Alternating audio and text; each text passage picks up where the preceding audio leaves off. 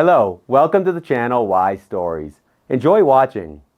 "You're no surgeon, go sweep the streets," laughed the stepmother, pushing her stepdaughter out onto the street. And after overhearing the conversation of two nurses, Dolores hurried down the white hospital corridor. She needed to finish the paperwork quickly. There were two complex surgeries scheduled for today. One of them was for a girl whose relatives Dolores had a deep connection with. The past, which Dolores sometimes wished she could forget. It had been full of pain, injustice, fear, and resentment. It seemed that everything was behind her, that Dolores had begun a new life. Nothing now reminded her of her youth. And yet, not long ago, the past had knocked on her door once more. But now, everything was different. When they appeared at the doorstep of her office a week ago, those very people from her past, Dolores was initially struck as though by a cold wave. She recognized them immediately, even though many years had passed since the time when, as a young girl with a backpack, she had literally run away from home. They had changed, both of them, but Dolores could not help but recognize them. The conversation was long, difficult. Dolores didn't even feel the desire to take revenge or reproach them for anything, though there was much to reproach them for. But such a huge misfortune had fallen upon them. And after that, who could still believe in the boomerang of fate? As often happens, it struck an entirely innocent person, a little person, and it was for her, Dolores, that today's help would come. The situation was complicated, but she had dealt with such cases before in her practice, and she knew exactly what to do. After that meeting, Dolores had trouble falling asleep that night. Her children had long since fallen asleep in their rooms, and her beloved husband was breathing steadily and deeply, also asleep. Dolores, however, tossed and turned, remembering. She didn't want to, but the images from the past kept coming back to her, like scenes from a movie. Dolores didn't remember her mother. She knew that she had once had one, but Dolores was only 4 years old when the most important person in her life was taken away from her. She learned about her mother from her father. However, he wasn't very fond of talking about his first wife. Part of it was because it caused him pain. Dolores, growing older, noticed the sadness and longing in her father's eyes when he spoke about his former wife. But the main reason was Eleonora, the woman who came into the house when Dolores was already 7. She immediately took over as the rightful mistress of the house. The stepmother didn't like mentioning her predecessor, and so her father remained silent, not wanting to upset his current wife unnecessarily. There was also Dolores's relative, her mother's cousin, Aunt Gabriella. But she lived in another city. Dolores had visited her aunt every year since childhood, spending a week or two during the holidays. Even earlier, when Gabriella hadn't moved away yet, the niece and aunt had seen each other much more often. It had been a happy time. Gabriella would take the little girl to theaters and museums. They would walk, talk, and laugh together. Gabriella's son, German, who was already a high school student at the time, would help his younger sister with math and carry her through the city streets on his strong shoulders. Sometimes he even took her along on outings. All his friends, especially the girls, were very kind to Dolores. It was wonderful. But Eleonora couldn't stand Gabriella. Even the young Dolores understood this. The stepmother spoke ill of her, and always with such a dismissive tone. Gabriella was never welcomed in Dolores's home. This upset and confused the little girl. How could anyone not like Aunt Gabriella? She was so kind, good, and fun. Gabriella often told Dolores stories about her mother, mostly interesting tales from their shared childhood and youth. The cousins had been very close, having gone through so much together, both good and bad, funny and dangerous. Gabriella had sincerely loved Dolores's mother, her sister Isolda. She loved talking about her, and Dolores adored listening to these stories while looking at the photographs kept in the thick albums of Gabriella. It was how she got to know her mother, the most important person in her life, whom she didn't remember at all. "How your mother rejoiced at your birth." Gabriella smiled, looking at Dolores. She was absolutely on cloud 9.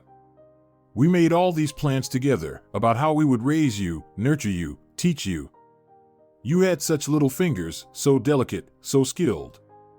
Your mother always dreamed that you'd become a surgeon, that you'd save people. She had a heart condition from childhood, a complicated defect, and no one could cure her. So she wanted her daughter to help people like herself, to make them healthy and happy. By the way, Dolores also noticed that Gabriella didn't think much of Eleonora, nor of her father. No, Aunt didn't say anything directly, but Dolores could tell by the change in Gabriella's voice and the look in her eyes. Dolores felt upset about it at the time. Why couldn't the adults who meant so much to her stand each other? Why did they barely keep themselves from arguing whenever they met? However, Eleonora sometimes couldn't hold herself back and openly expressed her grievances to Gabriella. One time, she returned Dolores home at the wrong time, another time, she dressed her inappropriately for a walk, and yet another time, Dolores hadn't completed all the homework assigned for the holidays. There was always something to complain about. In general, it somehow happened unnoticed that Dolores started visiting Gabriella less and less. Then, a scandal broke out between the adults, and communication with Gabriella completely stopped. Gabriella called only once more after that loud argument, and Eleonora graciously allowed them to talk. "Sweetie, don't think I'm abandoning you," Gabriella said. "It's just that circumstances are like this. You won't understand, you're still too young. You know my address. If anything happens, come visit. I'll help you in tough times, remember that. You can always count on me." And that was it. It was their last conversation. After that, it was as if the line was cut. Eleonora said that Gabriella had her own issues, her son was applying to college, she had problems with work, and she didn't have time for her niece. But Dolores understood everything. She heard Gabriella calling the house phone, but Eleonora would pick up the receiver and speak to her harshly. She wouldn't let Dolores speak to her. One day, Dolores saw Gabriella from the car window. She was standing in the yard of their house. Dolores waved at her, but Eleonora nudged her husband, who pressed the accelerator, and the car sped away, leaving Gabriella behind. Apparently, she was hoping to meet her niece. It wasn't all that easy for her, because she lived in another city. She had to leave her affairs behind and come here, but her father and stepmother did everything they could to keep Dolores from having contact with Gabriella. They were both unanimous in their dislike of Gabriella. Dolores had a hard time at first, being without communication with her beloved person. Aunt Gabriella was the only one who supported her and understood her. At home, everything was far from rosy. Her father and stepmother had a daughter, Laura. At first, Dolores was even happy about it. An adorable little girl, a little sister, a doll. But the joy didn't last long. First, Dolores suddenly saw how tender and loving her father and Eleonora could be. The girl was used to a certain kind of treatment. Her father worked a lot, so he couldn't give much attention to his daughter. He only occasionally asked how school was going, how she was feeling, but it was clear that he wasn't very interested in the answers. When Dolores asked him to play with her, to give her piggyback rides like German, Aunt Gabriella's son, or to take a walk in the park or even kick a ball around, he brushed her off, and his gaze was always absent, as if, while talking to his daughter, he was thinking about something else. Eleonora, on the other hand, really irritated Dolores. The girl tried to behave perfectly to earn her favor. She did her homework, cleaned up after herself, played quietly and unobtrusively. But Eleonora always found something to scold her for. This isn't right, that isn't right. And again, that look. Eleonora looked at Dolores as if she were an annoying obstacle. It was impossible not to notice. At first, the girl had really tried to get close to her. She longed for what other girls had, shopping trips with their stepmothers, heart-to-heart talks, cooking together. But Eleonora avoided that kind of interaction. However, she did fulfill her parental duties. Dolores was always fed, dressed stylishly, and well-groomed. No one from the outside could accuse Eleonora of not taking good care of the girl. Then Laura was born, and it was like her father and Eleonora were replaced. Dolores saw them in a completely new light and realized that they could be loving, caring, attentive, but only with Laura. Laura's smile, her babbling, her early little skills, these filled her parents with admiration. They could stand for a long time, admiring their little daughter as she played in her crib or even simply slept. They stood over her crib, so happy, exchanging glances, smiling. And then things got even more intense. As Laura grew older and began to express desires, her father immediately rushed to fulfill them. A special doll? No problem. A brand-name dress for a one-time use for a children's party? No problem, even if it meant spending the last of their money. Laura had grand birthday parties, and she got everything the best. Dolores, however, was left with the leftovers. The slightest achievement of her younger sister was hailed as genius, while Dolores, no matter how hard she tried, couldn't even earn a small word of praise. Dolores studied diligently. Her grades were mostly A's, and she was a straight A student. But that was just expected. The painful part was the contrast. No, Dolores didn't envy her sister's dolls and dresses. After all, she was dressed, too. It was something else entirely. Laura's parents always listened to her with genuine interest. They enjoyed spending time with her, and they found joy in her smiles and laughter. But Dolores felt like an outsider in this family, completely foreign. Her father occasionally tried to have heart-to-heart talks with his older daughter, but it was clear that he was making an effort, and he wasn't really interested in hearing about Dolores's life. As for Eleonora, she was completely irritated by her stepdaughter. And over the years, the woman almost stopped hiding it. Later, Dolores figured out that it was Eleonora who had been turning her father against her. She would only tell him bad things about Dolores, always painting her stepdaughter in a negative light. She did it very skillfully. Her husband had no idea what his wife was up to. Moreover, he was rarely at home, always working. He was even grateful to his new wife for helping him, raising his child, nurturing and caring for her. Her father worked in shifts, and Dolores spent months living only with Eleonora and Laura, feeling like an outsider in her own apartment. Gradually, the girl had a lot of responsibilities. She had to clean the rooms before Eleonora came home from work, go shopping, cook dinner, and take Laura to her various classes and activities. By the way, Laura was taking dance, chess, and English lessons. A huge amount of money was invested in her development. But Laura was too young to go to these activities on her own, so Dolores had to accompany her, all while having many household duties of her own, not to mention her homework. The workload in the higher grades was considerable. Dolores tried to do everything conscientiously, often staying up late studying. There was always something to finish, whether it was chores or taking her sister to her classes. Time for studying was scarce. Dolores tried to talk to Eleonora to explain how hard it was for her to live this way. But of course, it didn't help. "You're just lazy," Eleonora would sigh. Like most modern teenagers. "But we, your parents, are responsible for your upbringing and we do everything for your own good." It was useless to approach her father. He sided with Eleonora, feeling grateful to her for raising his daughter in love for work and reasonable strictness. Her father genuinely believed that Eleonora deserved thanks for the fact that Dolores didn't run around the streets with other teens, didn't drink beer on benches, and didn't smoke. "You'll appreciate it later," he would explain to his eldest daughter when she tried to talk to him about her feelings and struggles. "You just don't understand right now, because of your age, but Eleonora is preparing you for adult life." Dolores wanted to cry from the injustice. She was no longer a little girl and knew what she wanted to be, a surgeon, preferably a cardiologist, to learn how to cure the disease that had taken her mother. To do that, she needed to study a lot and prepare. Getting into a medical academy wasn't easy. It would be good to even take some extra courses at the university. Dolores talked to her parents, trying to make them understand how important those courses were to her, but "You know, we're having some financial difficulties right now," Eleonora would shake her head.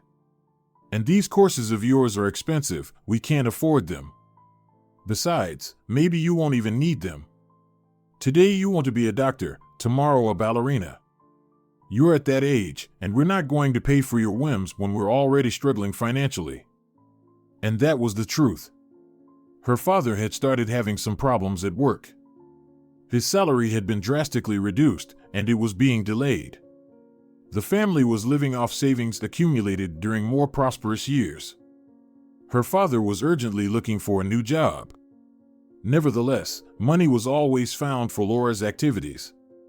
Her birthdays were still celebrated, she still got dresses and delicious treats.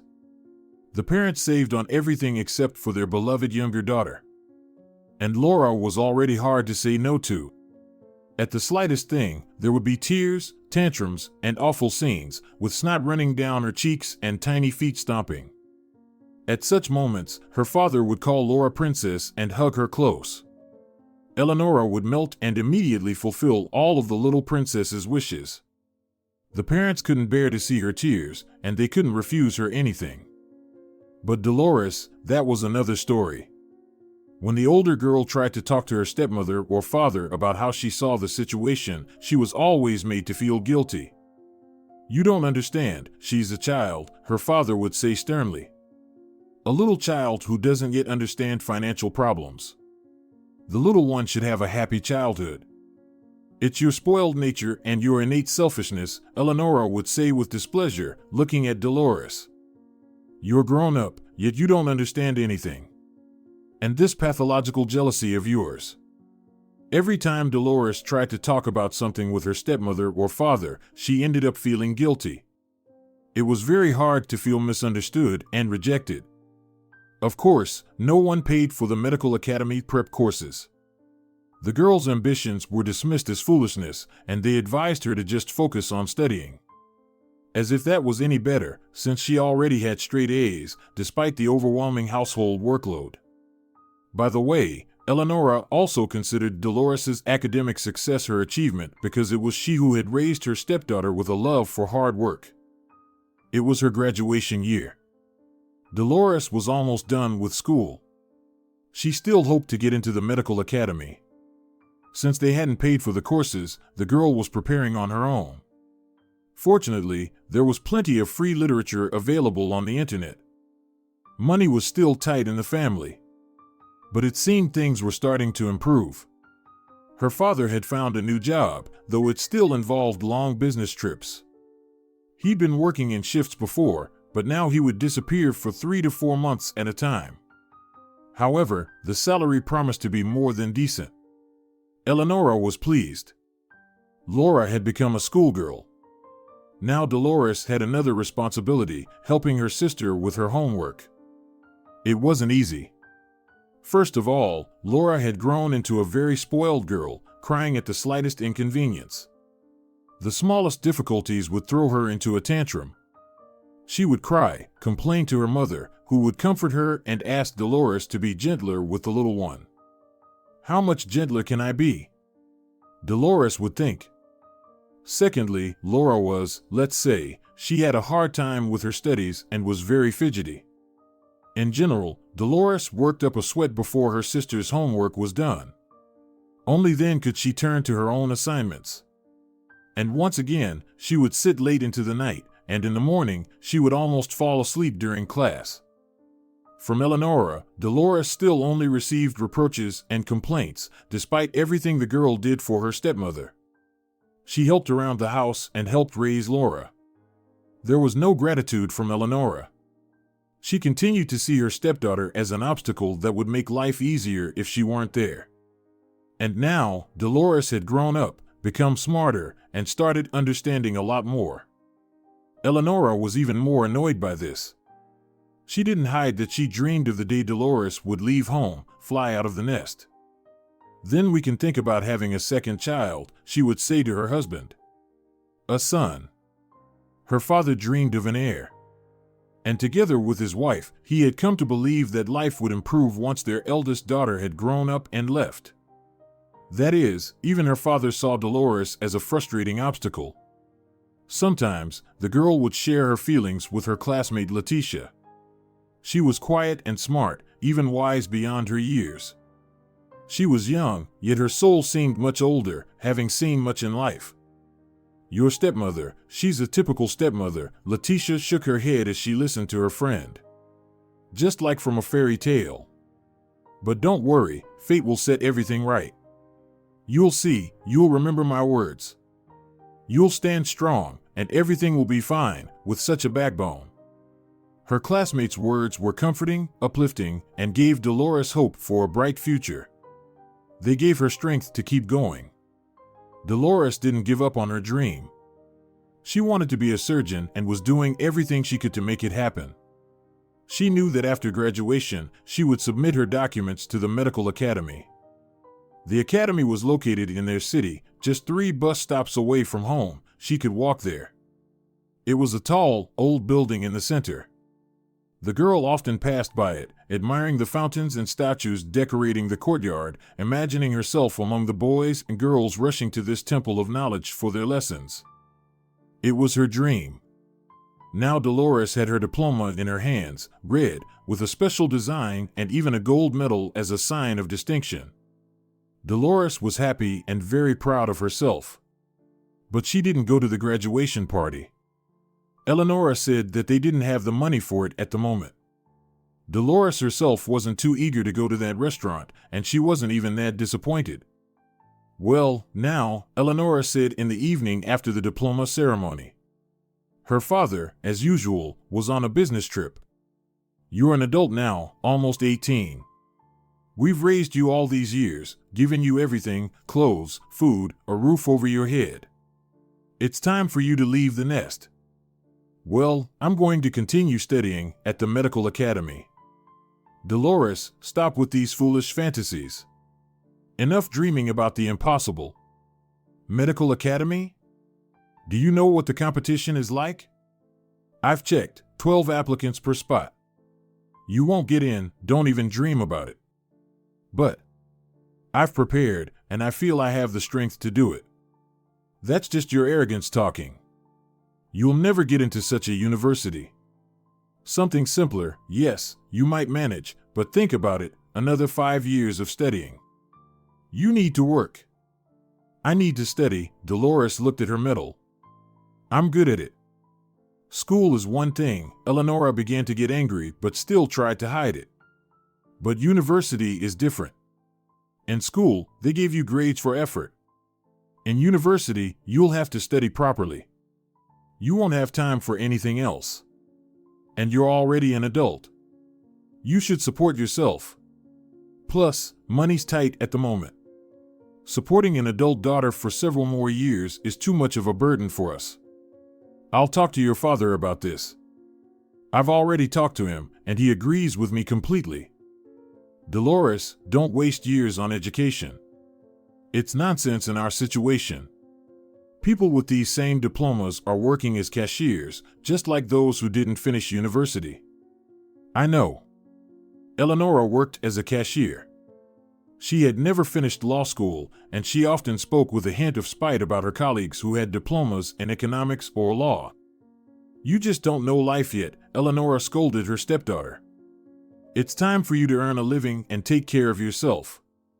We can't carry you on our backs anymore, we have a little child now. But, no buts. I've already arranged everything. I have a friend, the chief accountant at a company. They need a janitor, at least it's a start. And the best part is, they provide cheap housing for their employees in their reserve fund. So, you could move out from here tomorrow and start your life. And that's when Dolores got angry. For the first time in her life, she allowed herself to speak this way to her stepmother. You have no right to control my life. I will be a surgeon, for sure.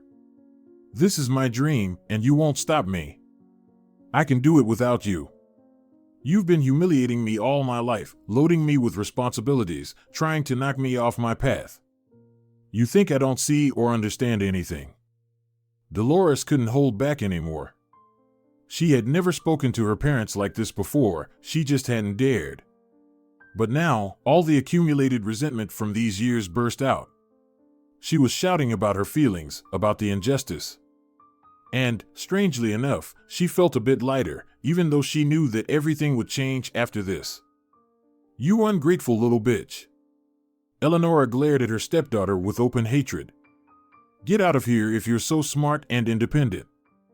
"This is my house too," Dolores calmly reminded her. "Mine and my father's. You have no right to kick me out, but I'll leave on my own with pleasure." Dolores rushed to her room and began packing. She didn't take much: money, documents, clothes for a while. She packed a small, light backpack. Just right. Dolores knew where she was going, although she couldn't have guessed what awaited her there. She and Aunt Gabriella hadn't been in touch for so many years. But something told her that Aunt Gabriella would be happy to see her. She would greet her warmly, just like when she was a child. She would support her, help her, comfort her, and give her strength to pursue her dream. It was long overdue to go there instead of enduring her stepmother's abuse. "I'll tell your father about your behavior and rudeness," Eleanora shouted after her stepdaughter. Dolores didn't even look back. She didn't doubt that Eleanora would tell him. She would make her out to be rude and ungrateful, almost a criminal. And her father would believe it. He believed every word his wife said. It was easier, more convenient for him. Well, it was time to admit that even her own father didn't understand or accept her. He had made his choice. Dolores had nothing more to do with this family. Well, except for the common inheritance, but that was something to think about much, much later. Dolores went to the bus station. She easily bought a ticket to the city where Aunt Gabriella lived, with no problems. The intercity bus was leaving in half an hour. Dolores saw this as a sign of good luck and smiled, though she was still shaking from the emotions and anxiety. The girl was almost sure that her story would end well. Right now, at this moment, she was making an important and correct decision. Gabriella was surprised to see her niece at the doorstep, but immediately recognized her, even though they hadn't seen each other since Dolores was about 10 years old. They hugged. Once in the arms of a relative, Dolores finally let herself go and cried. Then they sat down to drink tea in the kitchen and talked. Dolores told her aunt about her life. Aunt Gabriella listened sympathetically, shook her head, and sighed. "Here's what," she said when Dolores had calmed down, "you're staying to live with me. We also have a medical academy in our city. If you don't get in now, take a year to prepare, and next year they'll definitely accept you." "I'd really like that, but what if my father doesn't allow it?" "You're 18 next week, you can decide where to live," Aunt Gabriella reminded her. "I won't let you go back there. I didn't know things were so hard for you there. If I'd known, I would have taken you to court a long time ago." Gabriella told her how Eleanora had forbidden her from communicating with Dolores. "She even turned your father against me, but that wasn't hard, he's been under her thumb for a long time. She convinced him that I was a bad influence on you, that I said bad things about them. I used to call you often and even came to visit, but they wouldn't let me in, wouldn't let me see you. The gifts I bought you were sent back. I kept track of your life on social media. Sometimes Eleanora posted pictures where you were in them, sometimes your father did. But I never found your page. I thought we could chat through messengers, but no. They didn't allow me to have accounts on social media when I was a teenager. They said it would waste too much time and there are a lot of scammers online. And later, when I got older, I just didn't feel like it anymore. Maybe your parents were afraid I'd keep in touch with you," Gabriella mused. "That's why they banned it." "But why? Why did they always treat you so badly?" "Well, there's a reason," Gabriella smiled mysteriously. "You're an adult now. I'll tell you the story, and you'll understand everything." Isolde and Gabriella were cousins. More than cousins, best friends. They spent the night at each other's places constantly. They went to school together, hung out. Later, when they were older, they went to discos together. They had no secrets from each other. They shared everything. Since childhood, Isolde had had a heart condition and was often in the hospital. Gabriella would rush over to her right after school, her best friend. The doctors recognized Gabriella and always let her in, even outside visiting hours. The adults, observing the sisters' friendship, would joke, "You'll both fall for the same guy, and that'll be the end of your friendship." The girls would both insist that such a thing would never happen. And it didn't. Gabriella was the first to get married, to a guy she met in university. He was tall, handsome, smart, and kind. Isolde approved of her sister's choice. "You'll be happy with him." And they truly were happy, but only for a short time. Gabriella soon became a young widow. Her husband drowned while saving 2 teenagers at the city beach. He pushed the boys to safety, but he himself. Gabriella had just become a young mother. Her son German was barely 2 years old. Of course, Gabriella had Isolde by her side during this difficult time. She even stayed at Gabriella's apartment for a while, looking after her and little German, trying to distract her, talk to her. Over time, Gabriella pulled herself together, returned to work after maternity leave, and life seemed to stabilize. Of course, she missed her husband, but she finally started thinking about herself again. Isolde was happy for her sister, as she had been deeply concerned about her well-being. Later, Isolde got married too, to Maximo, a man just a little older than her. He was serious, level-headed, and earned well, though he worked hard, but he wasn't afraid of hard work, which Gabriella respected. Gabriella didn't dislike Isolde's choice of partner, she just didn't understand what drew her sister to him, as they seemed to be from completely different worlds. Maximo was quiet, even stern, and didn't get their jokes, which Gabriella saw as a serious flaw. "You see, with him, I feel protected, like behind a stone wall," Isolde tried to explain. And Gabriella understood. Isolde, her beloved sister, had lost her parents early. Perhaps she needed a reliable shoulder to lean on. And Maximo was exactly that kind of person. Immediately after their wedding, Maximo bought a large apartment in a prestigious part of town. It turned out he had savings. Plus, at work, his employers helped the young family, recognizing him as a valuable employee. Isolde eagerly started furnishing their new apartment. Gabriella would go shopping with her, choosing curtains, chandeliers, and other important pieces of the interior. It was fun and pleasant. Soon, the young couple had a baby, a girl named Dolores. Gabriella's son German was already a bit older, almost a teenager, and here was a little girl. Both sisters were happy to take care of the baby. By the way, Dolores might not have been born at all. The doctors had advised Isolde not to have a child due to her heart condition. They weren't sure how her body would handle the strain. But Isolde believed that a family without children wasn't a family, and her husband, Maximo, had dreamed of having children, so they decided to go ahead. The pregnancy went well, despite the doctor's concerns.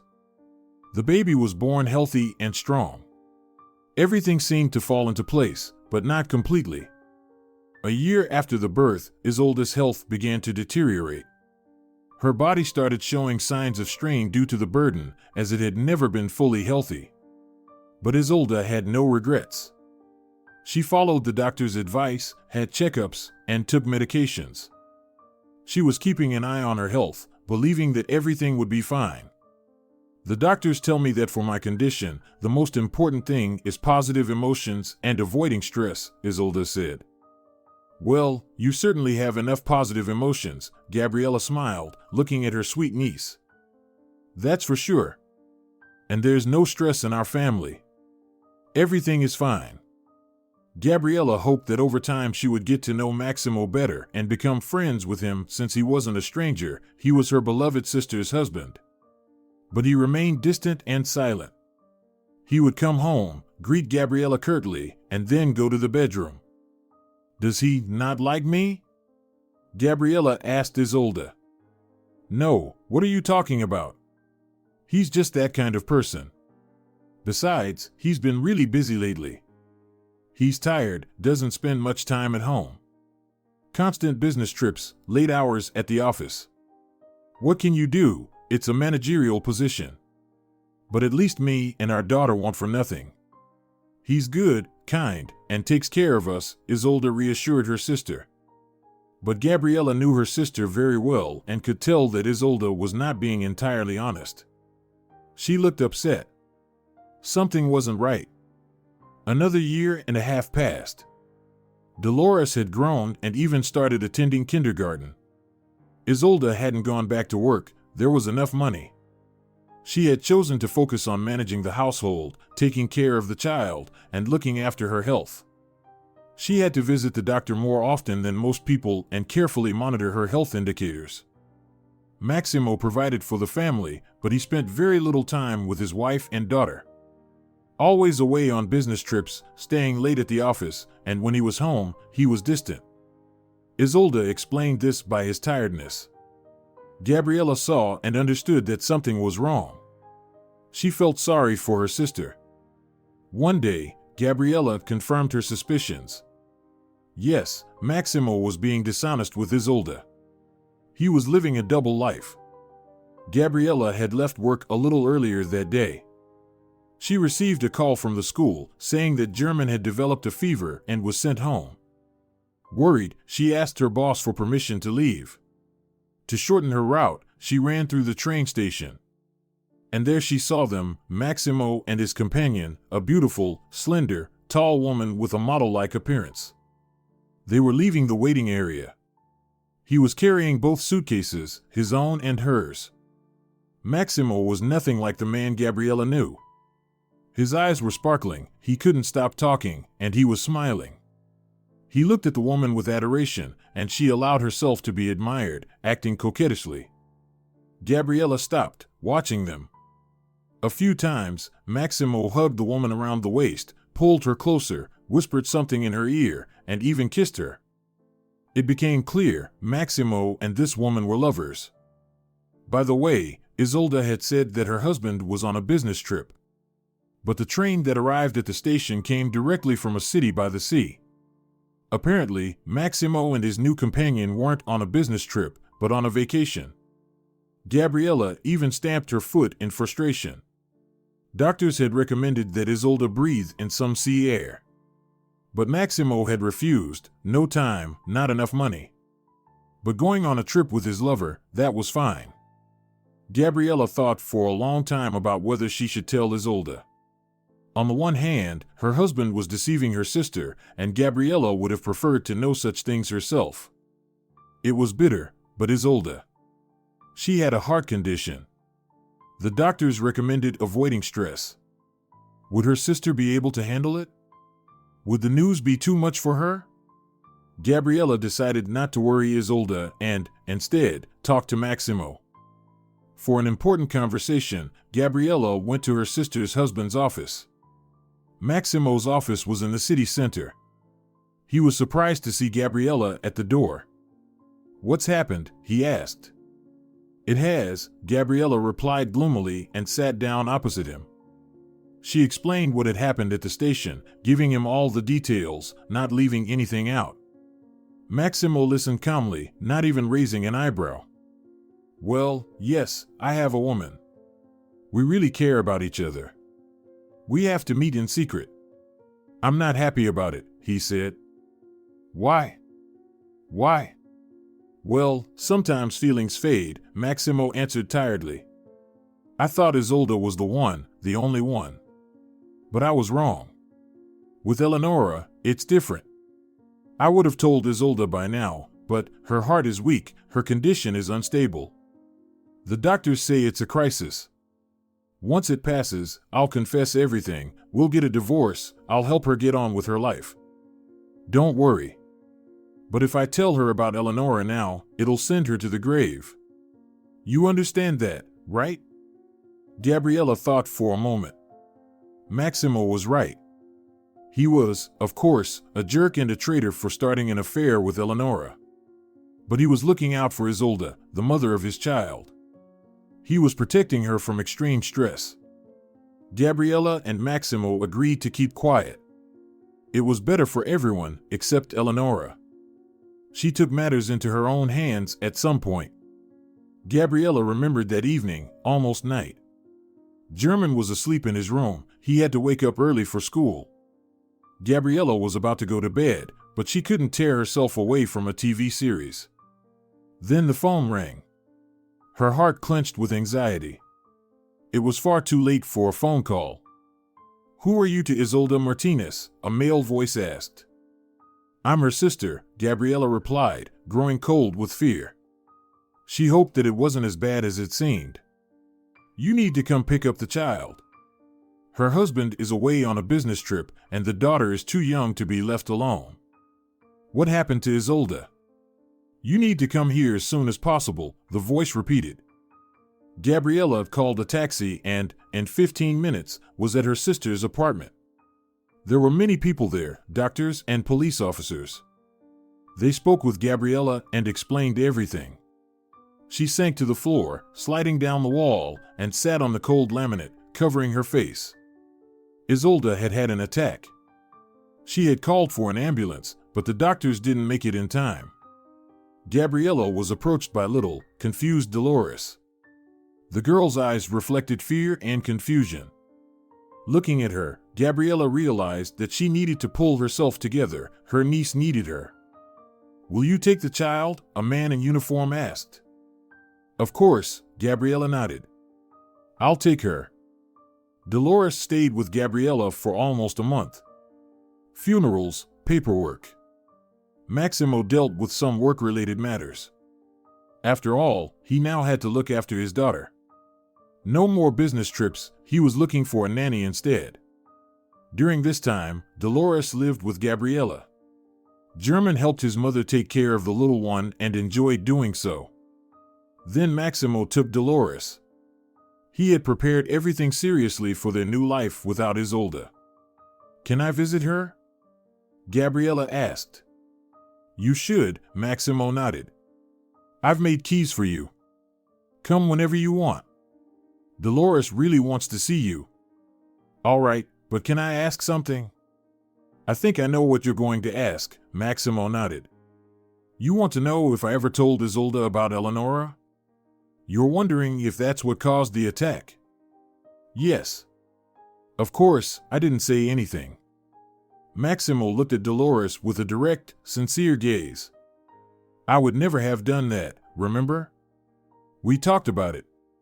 I knew that truth like that could be dangerous for Isolda." And Gabriella believed him. Then, months after the tragedy, Gabriella found something in her sister's belongings. She had come to spend the evening with her niece.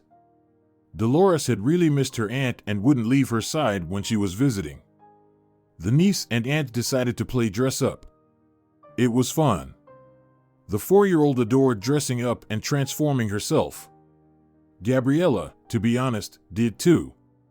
Both of them enjoyed the game. They even turned on some music. It was a good time. While searching for another costume, Gabriella opened her sister's wardrobe. Her heart clenched, as usual, at the sight of Isolda's things that would never be needed again. They had chosen this blouse together, and Isolda had worn that skirt the last time they went to the movies, not knowing, of course, that it would be their last time. Gabriella sighed and tried to reach for a hat from the top shelf. She stood on tiptoe, stretched out her hand, and a pile of items fell down right onto Gabriella. It was a heap of hats, scarves, and several photographs that landed on the floor. Gabriella bent down to pick up the photos and froze. The pictures were of Maximo and Eleonora, hugging and kissing. One picture looked particularly romantic, Maximo and Eleonora against the backdrop of a stunning sea sunset, happy, tanned, clearly in love. So that was it. Isolda had found out everything after all. Maybe that's why her attack happened.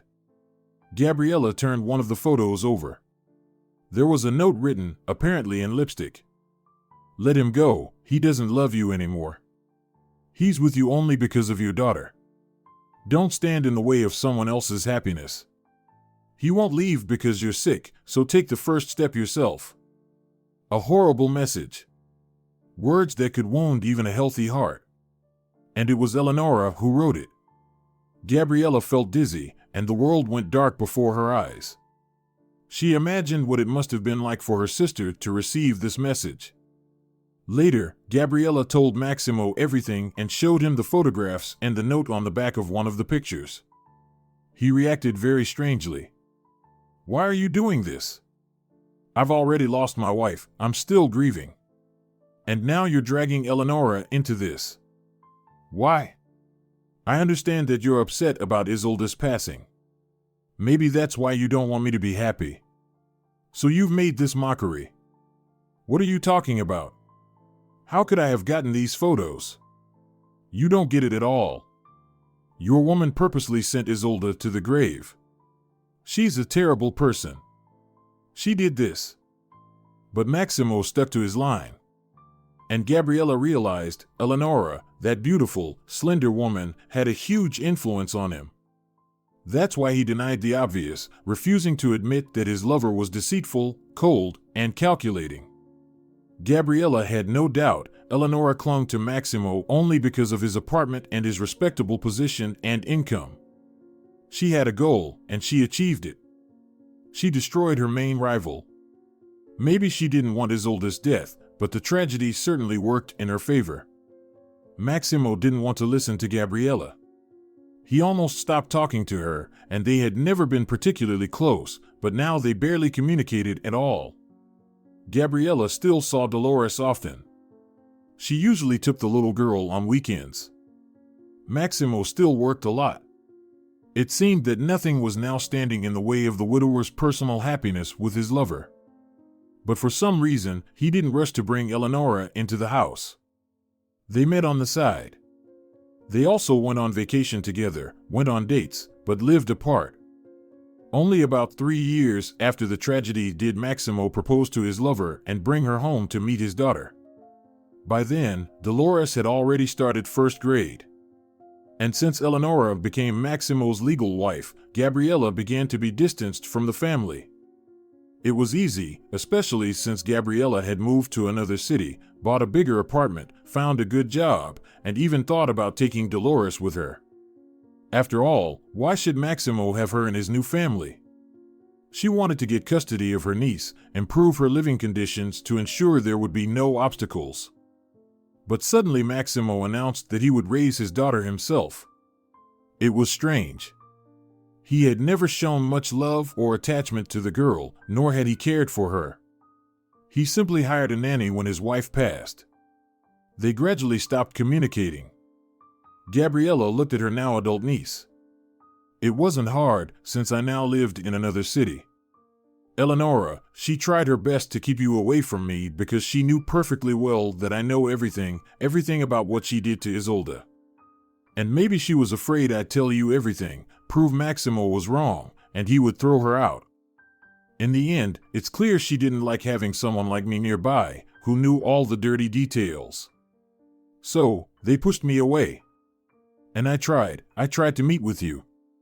They are your parents, your legal guardians, and I, in fact, am nobody and have no right to communicate with you.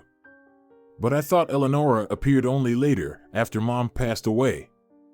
Maybe they dragged their feet with the wedding so you'd think that, then, when you grew up. No, Eleonora was already in your father's life before the tragedy, and she was most likely the reason what happened to your mother happened. I was scared to leave you with such a person, but what could I do? I kept an eye on you from a distance. From the outside, everything seemed fine. No one would suspect that you were suffering there. She's such a vile person, she didn't even spare the child. I won't go back to them." "Of course, you won't. You're almost 18 now, you can decide where to live. Tomorrow we'll go to the university together. We'll find out what's needed for enrollment.